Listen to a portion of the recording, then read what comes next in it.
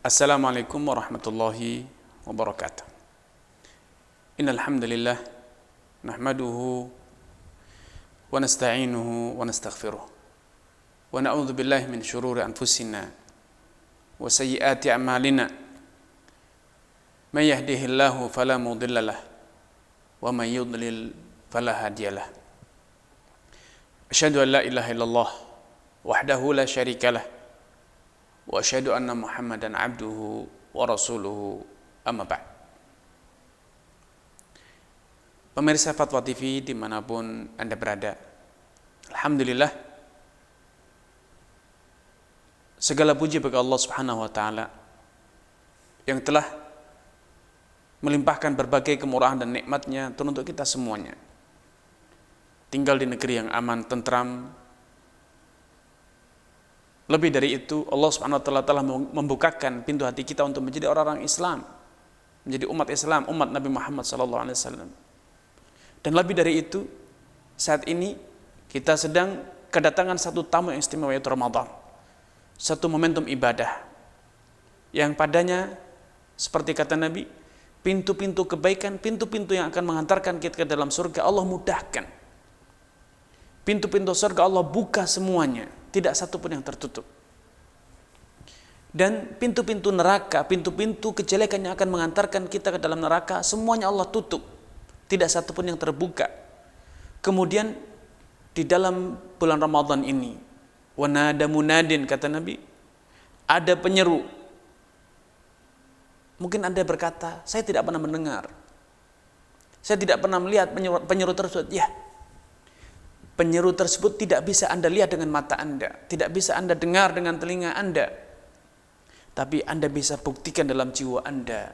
Ya baghiyal khair aqbil, wahai orang-orang yang memiliki semangat untuk mencapai kebaikan, mendapatkan kebaikan, aqbil, bergegaslah, optimalkanlah momentum Ramadan ini. Jangan sampai Ramadan berlalu, jangan sampai momentum di mana Allah Subhanahu wa taala memudahkan pintu kebaikan, menutup pintu kejelekan, melipat gandakan pahala. Jangan sampai momentum berlalu sedangkan Anda dalam kondisi lalai, dalam kondisi bermain-main, sehingga Anda luput dari mendapatkan kesempatan, mendapatkan keuntungan yang besar, baik keuntungan dunia ataupun akhirat. Wa ya baghiyal khair wa ya baghiyal syarr aksir. Dan wahai orang-orang yang masih terobsesi, orang-orang yang masih tergoda untuk berbuat dosa, berbuat kejelekan, aksir, segera hentikan, segera berhenti. Kenapa? Bertaubat, menghentikan diri dari perbuatan dosa itu berlaku sepanjang masa. Namun kenapa di Ramadan spesial ada seruan yang bisa dirasakan di jiwa setiap muslim untuk berhenti dari berbuat dosa? Ya, karena Ramadan momentum dilipat gandakan pahala. Juga demikian pula sebaliknya, momentum dilipat gandakannya dosa dan kemaksiatan. Karena itu, bila pada bulan Ramadan Anda masih gagal mengendalikan nafsu, di bulan Ramadan Anda masih begitu mudah terjerumus, terperosok dalam perbuatan dosa, maka itu pertanda bahwa jiwa Anda adalah ammaratum bisu, jiwa yang terus menggoda, bukan lagi setan Anda. Jiwa Anda memang kotor, jiwa Anda memang ternoda, jiwa Anda telah terkuasai oleh titik-titik hitam akibat dari banyaknya maksiat yang Anda lakukan, sehingga akhirnya jiwa Anda kecanduan untuk berbuat dosa. Kalaupun tanpa digoda oleh setan, kalaupun setan telah dibelenggu, kalaupun pintu-pintu kebaikan telah dimudahkan, masyarakat telah terkondisikan untuk berbuat baik, beribadah kepada Allah, namun karena jiwa Anda yang telah kotor, Anda tidak tergugah. Anda tidak turut hanyut dalam nuansa ibadah, bahkan Anda masih berada dalam badai nafsu, badai syahwat, badai angkara murka yang telah menjadi kecanduan. Anda telah kecanduan dengannya. Pemirsa Fatwa TV dimanapun Anda berada, semua umat Islam pasti sadar, pasti tahu bahwa puasa Ramadan adalah satu dari kelima rukun Islam. Sebagaimana diriwayatkan dalam hadis Abdullah bin Umar radhiyallahu ta'ala anhu an abi, bunyal Islamu ala khamsin. Islam itu dibangun, didirikan di atas 5 pilar. Kelima pilar itu adalah syahadat la ilaha illallah Muhammad Rasulullah, iqamis shalah, mendirikan salat, wa ita'iz zakah, menunaikan zakat, wa shaumi Ramadan, berpuasa pada bulan Ramadan, dan hajjul baiti man istata ilaihi sabila, menunaikan ibadah haji bagi orang yang mampu. Karenanya tidak lagi pantas untuk kita berdiskusi tentang wajibnya bulan Ramadan, wajibnya berpuasa bulan Ramadan. Dan juga tidak perlu lagi kita bertele-tele berpanjang lebar menjelaskan tentang kewajiban berpuasa Ramadan atas seluruh umat Islam. Karena telah tegas, karena jelas itu merupakan rukun Islam kita. Dan Allah dalam Al-Quran juga telah menegaskan akan kewajiban puasa Ramadan. Ya ayyuhalladzina amanu kutiba alaikumusiyam kama kutiba alal ladzina min qablikum la'allakum tattaqun. Wahai orang-orang yang beriman, telah diwajibkan atas kalian untuk berpuasa bulan Ramadan sebagaimana telah diwajibkan pula puasa bulan Ramadan itu atas umat-umat sebelum kalian. Pada ayat ini ada satu penjelasan bahwa puasa bulan Ramadan ternyata bukan hanya ada dalam syariat Islam, bahkan itu syariat sudah berlaku, sudah Allah turunkan, sudah Allah ajarkan, sudah Allah wajibkan atas setiap umat sebelum kita. Sehingga umat Yahudi dahulu juga berpuasa pada bulan Ramadan. Umat Nasrani juga dulu berpuasa pada bulan Ramadan. Demikian pula umat-umat yang lainnya. Kama kutiba alal ladzina min qablikum. Puasa Ramadan itu juga telah diwajibkan atas orang-orang sebelum kalian. Tujuannya apa? Tujuannya agar dengan berpuasa Anda terbebas dari belenggu nafsu, dari belenggu setan, dari belenggu amarah bisu, jiwa yang terus menggoda untuk berbuat dosa, dan Anda betul-betul menjadi hamba Allah yang senantiasa mengatakan sami'na wa ata'na, kami mendengar perintahmu ya Allah dan kami patuh. Wa ma kana qaulal mu'minin idza du'u ila Allah wa rasulih liyahkum bainahum.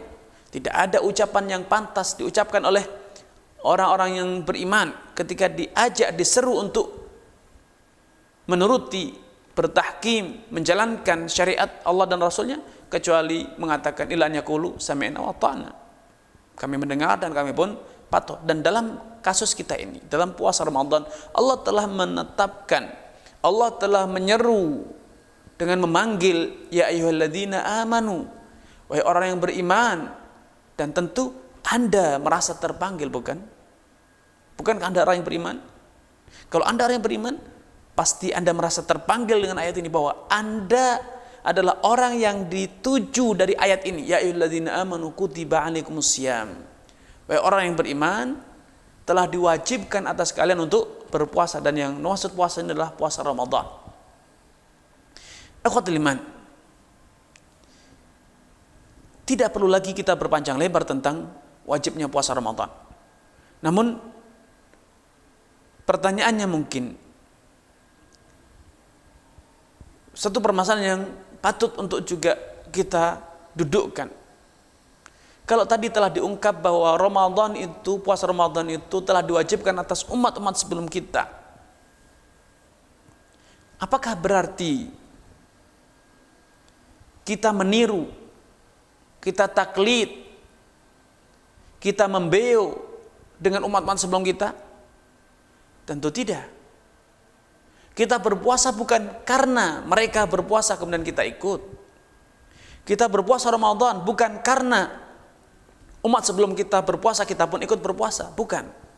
Motivasi kita berpuasa bukan karena ikut-ikutan, tapi kita berpuasa karena menjalankan perintah Allah Subhanahu wa taala. Andai Allah tidak perintahkan, atau bahkan sebaliknya, andai Allah anulir ibadah puasa, tidak lagi dijadikan sebagai ibadah, niscaya kita tidak akan berpuasa. Sehingga tidak ada alasan untuk mengatakan kenapa umat Islam membeu, kenapa umat Islam meniru. Bukan meniru. Kesamaan bukan berarti meniru. Karena kita berpuasa dalam rangka tunduk dan patuh terhadap perintah Allah dalam rangka meneladani Nabi dalam menjalankan agama, beribadah kepada Allah. Ilustrasi sederhana untuk bisa memahamkan kita bahwa walaupun ada kesamaan, walaupun ada keserupaan, bukan berarti meniru. Anda sebagai lelaki, tetangga Anda juga sebagai lelaki yang dia telah terlebih dahulu lahir, sudah tua renta, sedangkan Anda masih muda belia. Apakah relevan bila dikatakan Anda meniru tetangga Anda, dia laki, Anda laki? Ketika dikatakan Anda punya tangan, orang Yahudi punya tangan, orang Nasrani punya tangan, apakah dikatakan bahwa Anda meniru orang Yahudi Nasrani punya tangan? Tidak. Anda punya tangan, punya kaki, punya mata, punya telinga, itu adalah ciptaan Allah. Allah yang menciptakan Anda dalam kondisi yang sama dengan para penganut agama lain. Bukan karena Anda meniru mereka. Demikian pula Anda menjalankan agama Islam dengan berpuasa, bukan karena Anda meniru, tapi itu adalah perintah Allah. Karena Allah telah berfirman, ala lahul khalqu wal amru. Ketahuilah, bukankah hanya kuasa Allah untuk menciptakan dan kuasa Allah pula untuk menentukan syariat. Kalau Anda mengakui adanya kesamaan dalam hal fisik, yang itu adalah kaitannya dengan kuasa Allah dalam menciptakan, adanya kesamaan tersebut tidak menjadi alasan untuk dikatakan bahwa Anda meniru orang Yahudi, Anda meniru orang Nasrani, sama-sama punya kaki, sama-sama punya tangan, sama-sama punya kepala. Tidak. Tapi demikianlah Allah menciptakan. Manusia memiliki kesamaan. Kondisi yang serupa, alasan yang serupa, penjelasan yang sama, kita katakan pula dalam hal berpuasa. Adanya puasa Ramadan bagi umat Islam bukan karena umat Islam meniru Yahudi, meniru Nasrani, sehingga Nasrani Yahudi lebih mulia karena ditiru, menjadi panutan.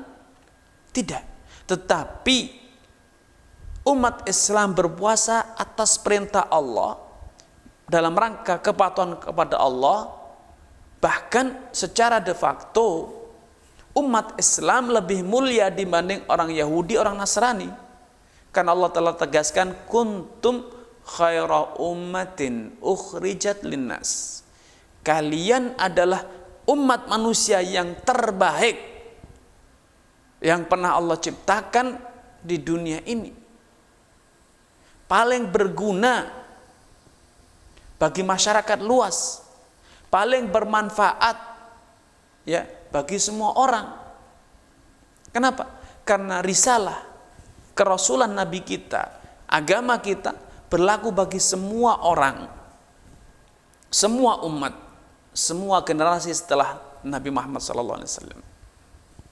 Akhwatul iman, karenanya saya ingin mengajak Anda untuk sedikit feedback kembali ke belakang, melihat sejarah ibadah puasa pada awal Islam. Pada awal Islam datang, semula Allah Subhanahu wa Ta'ala tidak mewajibkan puasa atas semua orang, namun Allah Subhanahu wa Ta'ala memberikan opsi, memberikan ruang ya untuk memilih bagi yang mampu, bagi yang ingin untuk berpuasa.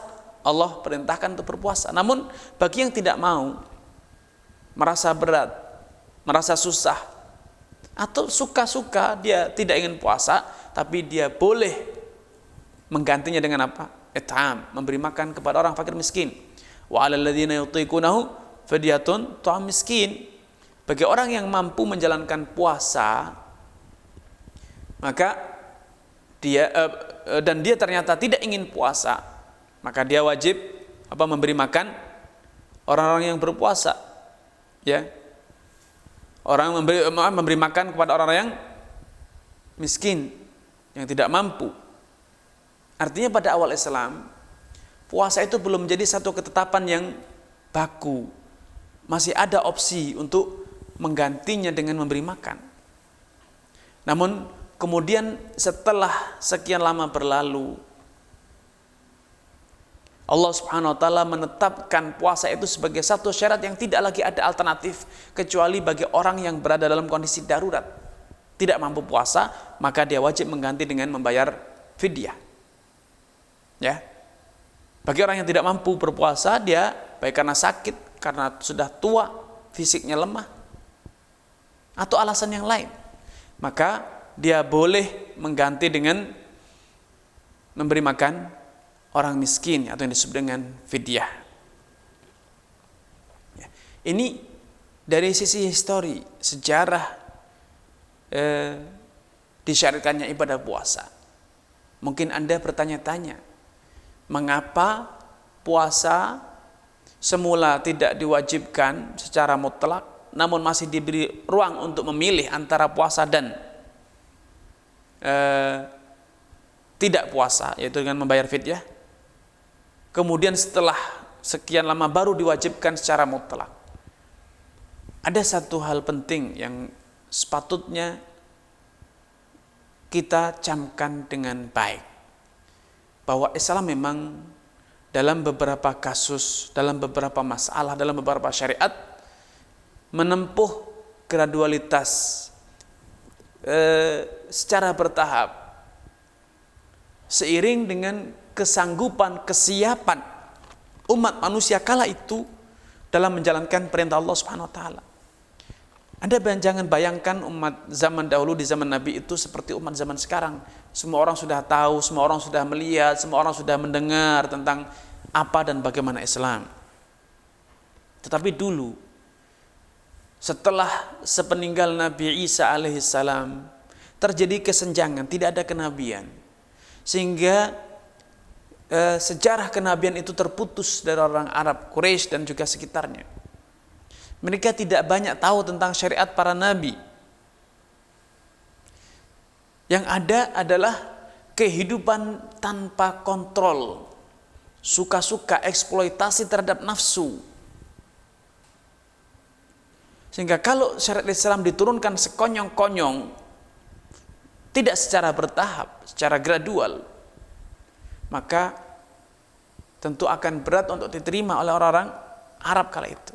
Maka Allah yang Maha Pengasih lagi Maha Penyayang sengaja menurunkan syariat secara bertahap, secara gradual, agar ada kesiapan mental bahwa sebagai seorang muslim memang harus berpuasa. Dan ini walaupun gradualitas dalam pensyariatan itu telah dihapuskan, tetapi gradualitas dalam aplikasi itu harus dijalankan. Alias Anda harus melatih anak-anak Anda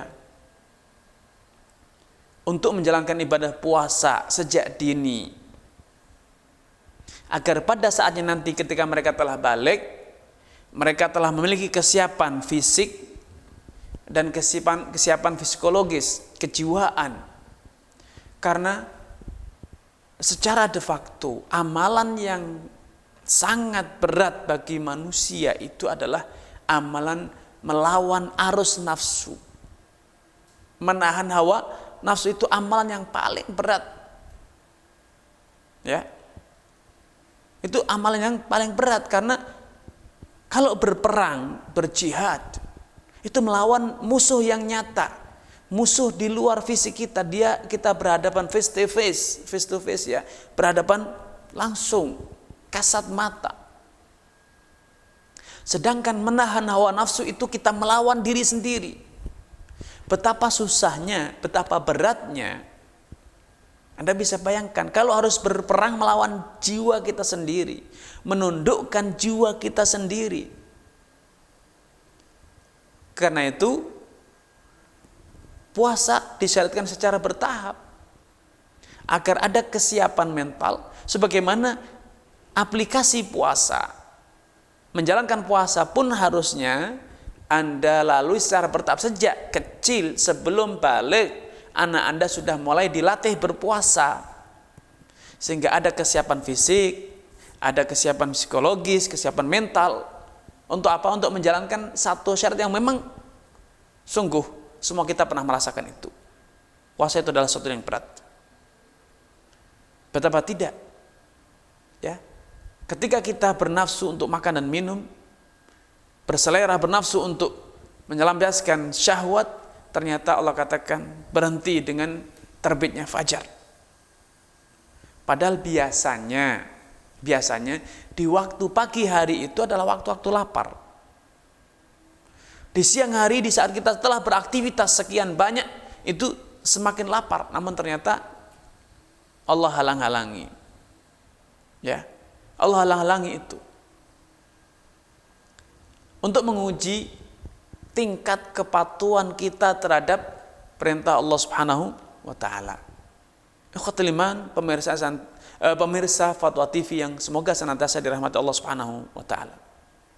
Karenanya dahulu para sahabat mencontohkan bagaimana kita mengajari anak-anak mereka berpuasa, ya, dengan cara bertahap.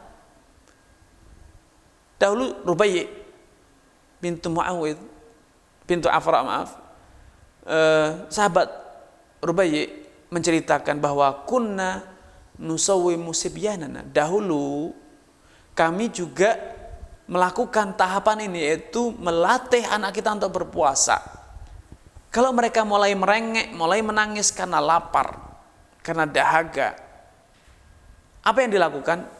Dialihkan perhatiannya dengan diberikan mainan dari kapas, mainan dari katun, sampai akhirnya mereka lalai, lupa untuk makan dan minum, hingga akhirnya tiba saatnya berbuka puasa itu dengan terbenamnya matahari. Ya, ini tahapan dari praktek lahiriah, menahan nafsu, makan, minum, berhubungan badan secara fisik, secara lahir, tidak makan, tidak minum. Namun niat beribadahnya belum ada. Kenapa? Karena anak-anak itu berpuasa hanya sekedar karena diperintahkan orang tuanya, karena lalai dari makan dan minum, bukan karena sadar itu adalah sebuah ibadah. Tentu ini adalah sebuah tahapan, suatu proses yang akan terus berjalan.